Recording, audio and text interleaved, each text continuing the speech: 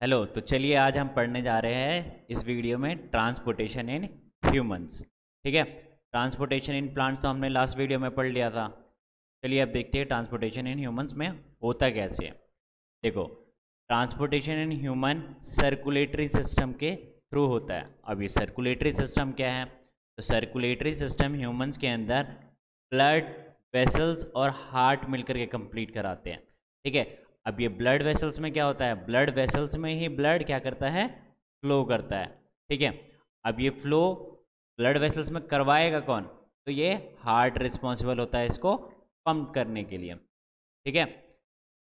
It is responsible for the supply of oxygen. अब ये blood में क्या क्या होता है? ऑक्सीजन सप्लाई होता है, न्यूट्रिएंट सप्लाई होता है, रिमूवल ऑफ कार्बन डाइऑक्साइड होता है, और बहुत सारे एक्सक्रीटरी प्रोडक्ट्स भी इसमें रिमूव होते हैं थ्रू ब्लड्स। तो देखा हमने ब्लड्स में कितना फंक्शन हो रहा होता है। ठीक है। इवन ब्लड क्या करता है? ब्लड के अंदर जो कंपोनेंट्स पाए जाते हैं वो हमारे इन्फेक्शन से भी फाइट करता है। अब वो इन्फेक्शन कौन सा कंपोनेंट है जो इन्फेक्शन से फाइट करता है? तो चलिए देखते हैं। ब्लड के 4 कंपोनेंट्स होते हैं। कितने होते हैं? 4। ये चीज़ हमने 9th में भी पढ़ लिया था। ठीक है। वो 4 कंपोनेंट्स क्या क्या है? प्लाज्मा, आरबीसी, डब्ल्यूबीसी और प्लेटलेट्स। प्लाज्मा कैसा होता है? ब्लड के अंदर फ्लूइड होता है। ठीक है। कलरलेस होता है ये। ठीक। और ये क्या कराता है? फूड को ट्रांसपोर्ट, CO2 को भी ट्रांसपोर्ट कराता है और नाइट्रोजीनियस वेस्ट को भी ट्रांसपोर्ट कराता है। बिकॉज CO2 नाइट्रोजीनियस वेस्ट ये सब क्या हो जाते हैं? प्लाज्मा के अंदर इजिली डिजोल्व हो जाते हैं। इसलिए कार्बन डाइऑक्साइड बाकी किसी और के साथ नहीं होता डिजोल्व, सिर्फ किसके साथ होता है? प्लाज्मा के साथ। तो ये याद रखना। अब आरबीसी क्यों है? देखो, आरबीसी का फुल फॉर्म होता है red blood cells which carrying a oxygen. जो क्या करता है? कैरी ऑक्सीजन कैरी करता है। ठीक है। कहाँ से ऑक्सीजन कैरी करता है? From lungs to all the cells of the body. Lung से सारे सेल्स में। ठीक है। और ये ऑक्सीजन कैरी करवाता कौन है? तो हीमोग्लोबिन। ये हीमोग्लोबिन कहाँ प्रेजेंट होता है? आरबीसी में। ये चीज़ हमने अपने पिछले वीडियोस में भी देख चुके हैं कि हीमोग्लोबिन का रोल क्या था आरबीसी के अंदर।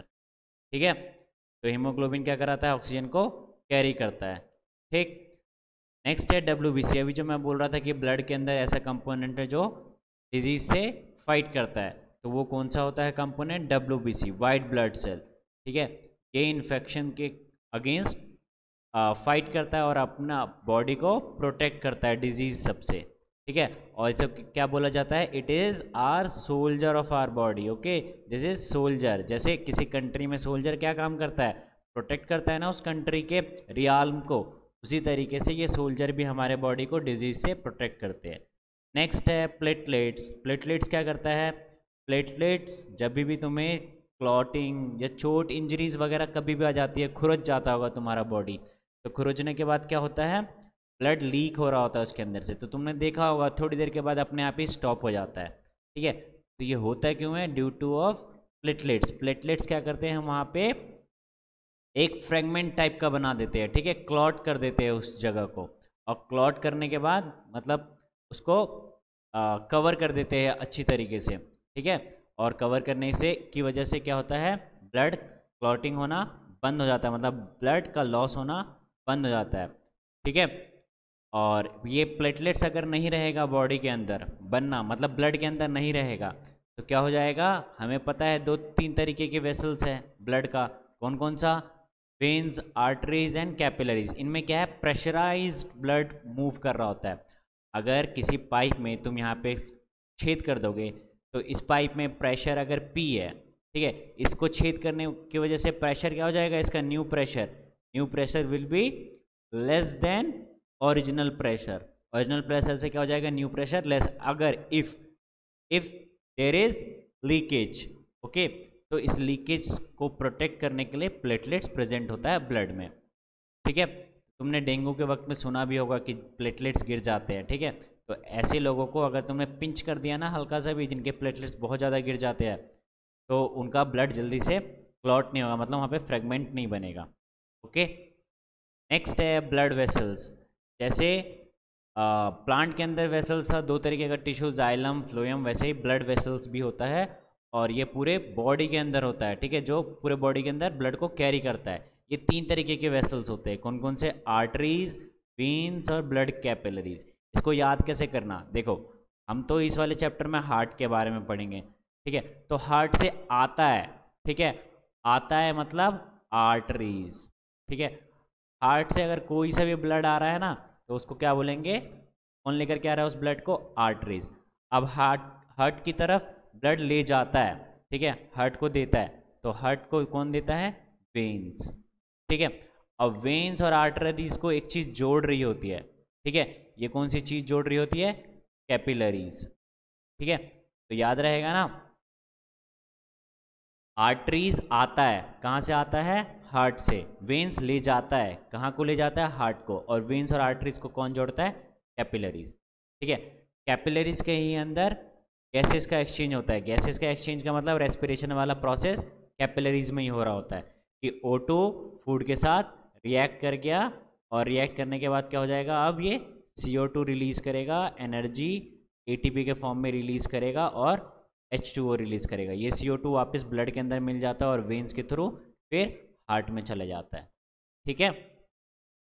नेक्स्ट देखो, आप डिफरेंस बिटवीन आर्टरीज और वेन्स में डिफरेंस क्या है? देखो, आर्टरीज जो है वो ब्लड को क्या करती है? दूर ले जाती है। कहाँ से? हार्ट से आती है। देखो, मैंने क्या बोला? हार्ट के बारे में पढ़ना है, तो हार्ट से जो ब्लड आती है वो आर्टरीज आती है, ठीक है। आर्टरीज मतलब लेकर के आती है, ओके। वेन्स जो हार्ट को ले जाती है, ठीक है, हार्ट की तरफ ले जाती है। आर्टरीज का जो सरफेस होता है, ठीक है, और उसके वेसल्स का, वो कैसे होता है? थिक होता है। क्यों? क्योंकि देखो, हार्ट से, सपोज ये हार्ट है, ठीक है, ये हमारा हार्ट है, यहाँ से क्या है? ब्लड आता है। किसके थ्रू आता है? आर्टरीज के थ्रू आता है। तो तुम्हें पता है कि ब्लड से कोई भी अगर हार्ट से अगर कोई भी ब्लड आ रहा होता है तो कैसे आता है? प्रेशराइज्ड आता है वो, ठीक है। अगर प्रेशराइज्ड ब्लड आ रहा है, ठीक है, तो प्रेशराइज्ड ब्लड के लिए क्या होना चाहिए? वॉल को थिक होना चाहिए। अगर वो थिन हुआ तो प्रेशर की वजह से वो वॉल फट सकता है। इसलिए आर्टरी की जो वॉल होती है वो कैसी होती है? थिक होती है। और वेन्स की क्या कैसी होती है? Comparatively thinner. इतनी ज़्यादा थिन नहीं होती है, लेकिन थोड़ी हल्की सी थिन होती है एज कम्पेयर टू आर्टरीज, क्योंकि यहाँ पे ब्लड पंप नहीं करता हार्ट उसको, क्योंकि वेन क्या करता है? ब्लड को देता है, और हार्ट को देता है ब्लड, ओके। Next, arteries. देखो, अभी यहाँ पे पढ़ेंगे हम पल्मरी आर्टरीज क्या है, ठीक। देखो, जो पल्मरीज होती है ना, वो पल्मरी हमेशा लंग से कनेक्टेड होती है। तो पल्मरी आर्टरी क्या करती है? हार्ट से आती है तो लंग से कनेक्ट होगी। ये देखो, अभी मैं आगे पढ़ाऊंगा, ठीक है। लंग से ये दो चीज़ कनेक्टेड है, कहाँ पे? हार्ट के अंदर, ठीक है। तो ये जो ये वाला पार्ट है, ये वाला पार्ट है ना, तो इसको बोलते हैं पल्मरी, ओके। ये दोनों पल्मरीज है। तो एक तो होती है क्या? हार्ट से ले करके जाती है लंग को, तो ये जो ले करके जा रही है वो क्या है? आर्टरीज। तो ये पल्मरी आर्टरी है वो क्या करती है? डीऑक्सीनेटेड ब्लड ले जाती है। डीऑक्सीनेटेड ब्लड का मतलब है इसके अंदर CO2 प्रेजेंट है, ठीक है। और पल्मरी वेन, अब वेन क्या करेगी? ब्लड लेकर के आएगी ना हार्ट को, ठीक है। तो जो पल्मरी वेन है वो क्या करेगी? ऑक्सीनेटेड ब्लड लेकर के आएगी, मतलब इसके अंदर क्या होगा प्रेजेंट? ऑक्सीजन होगा, got it. Next, arteries have rigid wall. Arteries की वॉल कैसी होती है? रिजिड, ठोस होती है। अभी ऊपर ही हमने पढ़ा था ना थिक, क्योंकि प्रेशराइज इसके अंदर पंप जब करेगा हार्ट तो प्रेशर के साथ करेगा, इसलिए वॉल को कैसी होनी चाहिए? थिक होनी चाहिए, ठीक है, रिजिड होनी चाहिए। और इसका क्या है? प्रेशराइज नहीं है, बल्कि ये इसके अंदर आता है, तो थिन भी काम चलेगा, ठीक है। Blood flows under pressure through an artery. Blood pressurise flow होता है और इसके अंदर काम धीरे फ्लो हो रहा होता है, ठीक है। इसके बाद आता है नंबर कैपिलरीज का, ठीक है। तो जो कैपिलरीज मैं बोल रहा था, आर्टरीज और वेन्स को जो कनेक्ट करता है, ठीक है। अब देखो, आर्टरी से कैसे आ रहा था ब्लड? ऑक्सीजनेटेड, ठीक, क्योंकि इसके बाद भी कुछ लगा होता है। देखो, अब यहाँ पे तुम्हारा क्या है? ऑर्गन, ठीक है। इसी ऑर्गन के अंदर क्या होगा? कैपिलरीज होंगे ना, जहाँ पे क्या होगा? एक्सचेंज होगा, गैसेस एक्सचेंज एनर्जी यूज़ करेगा ना, ये ऑर्गन एनर्जी यूज़ करेगा। तो ये यहाँ से हार्ट से लेकर के आता है, तो लेकर के आता है हार्ट से, तो कौन होगा? आर्टरी होगा ना। और लेकर के जाता है हार्ट को, तो कौन होगा यहाँ पे? वेन। बट ये पल्मरीज नहीं है, ठीक है। क्या आगे हम देखेंगे कि इस सर्किट को क्या बोला जाता है? सिस्टमेटिक सर्किट बोला जाता है, ठीक। इसका रोल आगे देखेंगे अच्छे से, मैं बस ऐसे अभी थोड़ा सा बता रहा हूँ कि ये आर्टरीज क्या हो गया। आप देखो इसके अंदर ऑक्सीजनेटेड ब्लड आ गया, अभी ऑक्सीजनेटेड ब्लड को भी तो ऑर्गन्स तक ले जाना है, तो ये आर्टरीज बाकी ऑर्गन्स तक लेकर के जाता है। ठीक है, तो ये कन्फ्यूजन क्रिएट मत करना, आगे मैं अच्छे से बताऊँगा। तो ये बस ये इतना समझ लो कि अभी ऑर्गन के पास मतलब कैपिलरी के पास क्या आ गया, ऑक्सीजनेटेड ब्लड, तो इसके अंदर फूड होगा प्रेजेंट। ठीक है, इस फूड को ऑक्सीजन मिला, ऑक्सीजन जैसे ही मिलता है सेल्स को तो वो क्या करते हैं, रिलीज CO2 रिलीज करते हैं। ये CO2 रिलीज करा, बहुत सारे सेल्स हैं ना यहाँ पे, मल्टीपल सेल, एक सेल नहीं होगा, बहुत सारा होगा। तो CO2 इसके अंदर आया, CO2 इसके अंदर आया, अब ब्लड के अंदर क्या हो गया, CO2, वो फिर वेंस के थ्रू चला जाएगा इसके अंदर, हार्ट के अंदर, ये देखो इसके अंदर चला जाएगा हार्ट के अंदर, और फिर हार्ट से लंग्स में चला जाएगा वहाँ प्योरीफाई होने के लिए, ब्रीथ आउट जब करते हैं हम। ठीक है, एल्वियोली का रोल यहाँ पे प्ले होता है। ठीक, अब देखो हार्ट, इतनी चीज़ तो क्लियर हो गई तुम्हें। अब हार्ट के बारे में जो मेन बार बार मैं हार्ट हार्ट कर रहा था वो देख लो। हार्ट एक मस्कुलर ऑर्गन है जो कहाँ लोकेटेड है, नियर द चेस्ट, चेस्ट के नज़दीक एकदम। ठीक है, स्लाइटली टुवर्ड्स द लेफ्ट, अपने लेफ्ट की तरफ स्लाइटली। ठीक है, left in the thoracic region, thoracic region में। ठीक है, the heart is the main pumping organ of the body. Heart ही एक ऐसा ऑर्गन है जो पूरे ब्लड को क्या करता है, पंप करता है। The human heart is divided, human heart कितने पार्ट में डिवाइडेड है, कितने चैम्बर्स में डिवाइडेड है, ये 9th क्लास में हमने पढ़ा था डाइवर्सिटी वाले चैप्टर में, चैम्बर्स ऑफ हार्ट। एम्फीबियंस के 3, ठीक है, फिश के 2, ह्यूमंस के 4 पढ़ा था ना। तो क्या है, ह्यूमंस का 4 चैम्बर है, वहाँ तो हमने सिर्फ पढ़ा था कि 4 चैम्बर है। अब ये कौन कौन से चैम्बर है वो यहाँ पे पढ़ेंगे। इन चारों चैम्बर का मिलकर के काम बेसिकली होता क्या है, ऑक्सीजनेटेड ब्लड को सारे ऑर्गन तक ट्रांसपोर्ट करना, और डीऑक्सीजनेटेड ब्लड को फिर वापस लंग्स तक लेकर के जाना। ठीक है, देखो आगे, the upper 2 chambers are called atria, जो ऊपर के 2 चैम्बर्स है उसको हम आर्ट्रिया बोलते हैं, या आर्ट्रियल, या ठीक है आर्ट्रियल बोल सकते हैं, आर्ट्रिया बोल सकते हैं। वेयर एज लोअर 2 चैम्बर्स, जहाँ 2 लोअर जो चैम्बर्स होते हैं उसको क्या बोलते हैं, वेंट्रिकल्स। ठीक है, आर्ट्रिया या वेंट्रिकल्स। ये सर्कुलेशन मैंने यहाँ पे दे रखा है। ठीक है, अगर तुम्हें क्लियर नहीं है तो, बट मैं डायग्राम दिखा करके ही तुम्हें समझाऊंगा। ठीक है, तो ये देखो, ये हार्ट का हमारे पास डायग्राम है। ओके, तुम्हारे बुक में बिल्कुल डायग्राम ऐसे ही बना है। देखो ये क्या है, ये पल्मरी आर्टरीज, पल्मरी वेन्स। ये पल्मरी वाले वर्ड जितने भी सुनोगे ना तुम, ये सारे के सारे किससे कनेक्टेड होते हैं, लंग से। ठीक है, ये लंग से पल्मरी आर्टरीज। ठीक है, और ये पल्मरी वेन्स। वेन्स क्या करता है, हार्ट की तरफ ब्लड लेकर के आता है। ठीक है, और आर्टरीज क्या करते हैं, हार्ट से ब्लड लेकर के जाता है, कहाँ पे, लंग्स में। ठीक है, उसके बाद आता है कि मैंने अभी बताया तुम्हें 4 चैम्बर्स होते हैं इसके। देखो ये 4 चैम्बर्स क्या क्या, पहला चैम्बर, दूसरा चैम्बर, तीसरा चैम्बर, चौथा चैम्बर। ठीक है, ये 4 चैम्बर है। ये ऊपर के दो चैम्बर है, फर्स्ट और थर्ड, ये दोनों चैम्बर क्या है, आर्ट्रियम। ठीक है, लेफ्ट आर्ट्रियम। देखो जब तुम अपना अभी तुम मोबाइल देख रहे हो या फिर लैपटॉप देख रहे हो, ये वाली वीडियो, जब तुम 180 डिग्री टर्न करोगे तो तुम्हारा राइट हैंड किस तरफ होगा, इस तरफ। ठीक है, और लेफ्ट हैंड किस तरफ होगा, इस तरफ। ठीक है, 180 डिग्री घूमने पे पूरा पीछे, तुम्हारा सर पीछे की तरफ चला जाएगा। तो उसी तरीके से याद रखना। तो ये जो राइट वाला हैंड तुम्हारा इधर हो जाएगा 180 डिग्री पे घूमने पे, तो पूरा पार्ट क्या है, राइट आर्ट्रियम। ऊपर वाले दोनों को आर्ट्रियम बोलते हैं, और नीचे वाले को क्या बोलते हैं, वेंट्रिकल। ठीक है, तो ये नीचे वाला क्या है, वेंट्रिकल। उसके बाद ये देखो, जो आर्ट्रियम वाले होते हैं ये, इनके वॉल्स बहुत पतले होते हैं। ये देखो ये पतले वॉल्स है ना यहाँ पर, बट ये वेंट्रिकल्स वाले जितने भी होते हैं ये सारे के सारे क्या है, मोट थिक वॉल्स वाले होते हैं। थिक वॉल क्यों होता है, क्योंकि ब्लड इनको पंप्ड करना होता है। ठीक है, पंप आउट करना होता है। पंप आउट करने के लिए क्या करना होता है, प्रेशर ज़्यादा लगाना होता है। ठीक है, प्रेशर ज़्यादा लगाएगा तो क्या कर, वॉल्स कैसी होनी चाहिए, थिक होनी चाहिए। ठीक है, तो थिक वॉल होगी तभी उस प्रेशर को वो कॉम्प्रोमाइज़ कर पाएगा, वरना क्या हो जाएगा, रैप्चर होने का खतरा बहुत ज़्यादा होता है। ठीक है, तो रिजिड, ये वॉल्स कैसी होती है, रिजिड होती है, एकदम थिक होती है। फिर उसके बाद ये जो चैम्बर्स है, अभी इन चैम्बर्स को सेपरेट करने के लिए यहाँ पर एक चीज़ है, वो क्या है, septum. Septum is the dividing wall. Okay, ये डिवाइड करता है 2 चैम्बर्स को अलग अलग। फिर उसके बाद देखो ये वीना कावा, वीना कावा दो है यहाँ पर, एक अपर पार्ट में और एक लोअर पार्ट में। लोअर पार्ट मतलब लोअर पार्ट से जितने भी ऑर्गन्स है या फिर तुम्हारे बॉडी पार्ट है जो हार्ट से कनेक्टेड है, जहाँ पे रेस्पिरेशन वाला प्रोसेस होता है, मतलब ब्लड का नीड होता है। वैसे ब्लड का नीड तो सब जगह है। ये नीचे वाला पार्ट पूरा इससे कनेक्टेड है, ऊपर वाला पार्ट पूरा इससे कनेक्टेड है, ठीक है। इसके बाद अब इसमें क्या बच गया है, ये देखो, ये एरोटा वगैरह तो हम आगे पढ़ेंगे क्या डेफिनेशन है, बस तुम अभी समझ लो कि ये एरोटा ऐसा है कि ये बॉडी पार्ट से जुड़ा होता है, ठीक है। ये बॉडी पार्ट से यहाँ पे ब्लड लेकर के जाता है बॉडी पार्ट पे, और फिर बॉडी पार्ट से ब्लड लेकर के ये वेना कावा आता है, ठीक है। ये इस वाले पूरे चैम्बर में होता है ऑक्सीजन, ये पूरा ऑक्सीजनेटेड होता है, ठीक है। इधर वाला चैम्बर वन और चैम्बर टू, ठीक है, ये दोनों चैम्बर होता है ऑक्सीजन वाला। और ये चैम्बर 3 एंड चैम्बर 4, ये दोनों कैसा होता है, CO2 वाला, ठीक है।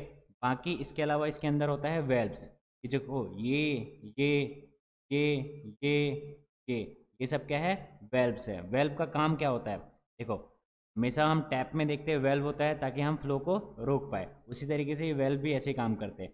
जब ये ब्लड इसके अंदर एक्यूमुलेट होना स्टार्ट होता है, उस समय में ये वाला जो वेल्व है ये क्या हो जाता है, क्लोज हो जाता है, ठीक है। जब तक ये पूरा ब्लड इसके अंदर एक्यूमुलेट नहीं हो जाएगा तब तक वो क्लोज रहेगा, ठीक है। जब ब्लड यहाँ पर जाना स्टार्ट करता है तो ये वाला जो है, अब ये क्या हो जाएगा, ये क्लोज हो जाएगा, और ये वाला क्या हो जाएगा, अब ओपन हो जाएगा, ठीक है। सेम यहाँ पे भी ये ओपन और क्लोज होते हैं, एक टाइम पर एक ही ओपन रहेगा, ठीक है। तो देखो सर्कुलेशन के अंदर क्या होता है, ये मैंने डायग्राम बनाया हुआ है, ठीक है। इस पल्मरी वेन्स को इसे मैंने कनेक्ट कर दिया, ठीक है। यहाँ पे ये दो है, अभी पढ़ा ना, ऊपर बॉडी पार्ट और अपर बॉडी पार्ट और लोअर बॉडी पार्ट, तो उसके अकॉर्डिंग ये कनेक्टेड रहता है, ठीक है। और ऑक्सीनेटेड का मतलब है कि उसके अंदर ऑक्सीजन है, और डीऑक्सीनेटेड का मतलब उसके अंदर CO2 है। जैसे कि हमें पता है कि इस वाले पार्ट में, इस इधर वाले चैम्बर्स में, लेफ्ट वाले चैम्बर्स में क्या होता है, ऑक्सीनेटेड ब्लड O2, और राइट वाले चैम्बर्स में क्या होता है, डीऑक्सीनेटेड ब्लड CO2, ठीक है। तो ये देखो, लंग से कौन सा ब्लड आएगा, सबसे पहले ऑक्सीजनेटेड ब्लड, ठीक है। किसके थ्रू आएगा, वेन्स के थ्रू आएगा। वेन्स का वॉल कैसा होता है, थिन होता है एज कम्पेयर टू आर्टरीज, क्योंकि आर्टरी में क्या होता है, प्रेशराइज ब्लड होता है, ठीक है। तो ये ब्लड इसके अंदर आता रहेगा, ठीक है। ये वाला वेल्व क्या होगा, अभी ओपन होगा, और ये वाला क्या हो जाएगा, क्लोज हो जाएगा, ठीक है। तो ये इसके अंदर एक्यूमुलेट होना स्टार्ट होगा, ठीक है।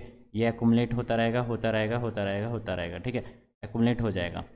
ये वेंट्रिकल्स के वॉल्स कैसे होते हैं, वेंट्रिकल्स के वॉल थिक होते हैं। क्यों होते हैं वेंट्रिकल्स के वॉल, क्योंकि अब इसको क्या करना है, पंप करना है, ठीक है। तो पंप करने के लिए वॉल कैसा होना चाहिए, रिजिड होना चाहिए, एकदम थिक होना चाहिए, ठीक है। तो ये ब्लड यहाँ से ये पंप कर देगा। जब ये पंप कर रहा होगा तो ये वाला क्या है, वेल्व अब खुल जाएगा, ठीक है। और ये वेल्व खुल जाएगा तो ये वाला क्या हो जाएगा, क्लोज हो जाएगा, ठीक। तो ये क्लोज हो जाएगा। अब ये ब्लड क्या है, आगे बढ़ते रहेगा, आगे बढ़ते बढ़ते क्या है, एरोटा के थ्रू ये किस में चला जाएगा, कैपिलरीज। कैपिलरीज कहाँ प्रेजेंट होता है, बॉडी ऑर्गन्स मतलब टिश्यूज़, ठीक है। वहाँ पे ये कैपिलरीज क्या करेगा, यहाँ इसमें से ऑक्सीजन को रिमूव करके एक्सचेंज, यहाँ पे एक्सचेंज होना स्टार्ट होगा, ठीक है। किसका एक्सचेंज होगा, गैसेस का एक्सचेंज होगा। गैस एक्सचेंज होगा इस कैपिलरीज के अंदर। अब क्या आ गया इस ब्लड के अंदर, CO2। अब ये CO2 वाला किसके अंदर जाएगा, वेना कावा के अंदर जाएगा, ठीक है। तो ये ब्लड वेना कावा के अंदर चला गया।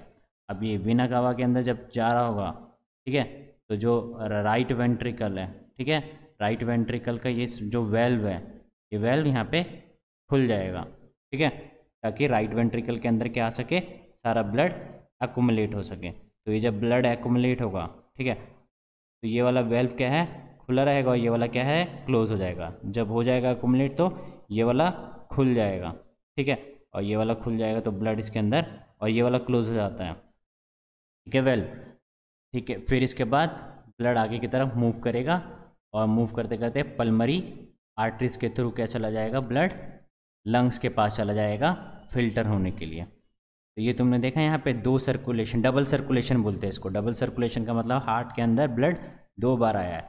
एक बार कब, कौन लेकर के आया, पल्मरी वेन लेकर के आया, और एक बार ब्लड कौन लेकर के आया है, वीना कावा के अंदर आया।